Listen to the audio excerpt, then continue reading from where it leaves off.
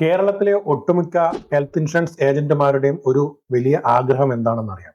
വരുമാനമല്ല, മറിച്ച് മാന്യതയാണ്. അവരവരുടെ കുടുംബം, സൊസൈറ്റി, കമ്മ്യൂണിറ്റി എന്നിവർ ഇവരെ ഒരു ഫാമിലി പ്രൊട്ടക്ടർ അല്ലെങ്കിൽ ഒരു സർവീസ് ആയി കാണണം എന്നിവർ ആഗ്രഹിക്കും. അല്ലാതെ മറിച്ച് സെയിൽസ്മാൻ ആയി കാണാൻ അവർ ആഗ്രഹിക്കുന്നു.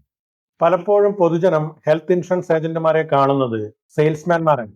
എന്നാൽ ഇവർ പോളിസി വിൽക്കുന്നവരല്ല, മറിച്ച് കുടുംബങ്ങളെ പ്രൊട്ടക്ട് ചെയ്യുന്നവരാണ്, സംരക്ഷിക്കുന്നവരാണ്. ഒരു രോഗാവസ്ഥയിൽ ഒരു ക്ലെയിം വന്ന്, ഒരു മെഡിക്കൽ എമർജൻസി വന്ന് ഒരു കുടുംബം ആദ്യം വിളിക്കുന്നത് ഇവരെയാണ്.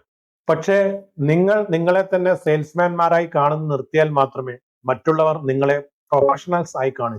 പ്രൊഫഷണലിസം എന്ന് പറയുന്നത് നിങ്ങൾ ധരിക്കുന്ന ഡ്രസ്സോ അല്ലെങ്കിൽ ഔട്ട്ഫിറ്റോ ഒന്നുമല്ല. അതൊരു സിസ്റ്റമാണ്, നോളജാണ്, എമ്പതിയാണ്, ട്രസ്റ്റ് ആണ്. ഡിജിറ്റൽ ലോകത്ത് പ്രൊഫഷണലിസം അതുപോലെ ക്രെഡിബിലിറ്റി ഉണ്ടാക്കാൻ ആദ്യം വേണ്ടത് വിസിബിലിറ്റിയാണ്. നിങ്ങളുടെ മുഖം കാണുമ്പോൾ തന്നെ ആൾക്കാർ പറയണം, ഇയാളാണ് ഞങ്ങളുടെ ഹെൽത്ത് പ്രൊട്ടക്ഷൻ എക്സ്പെർട്ട് എന്ന് പറയാൻ സാധിക്കണം.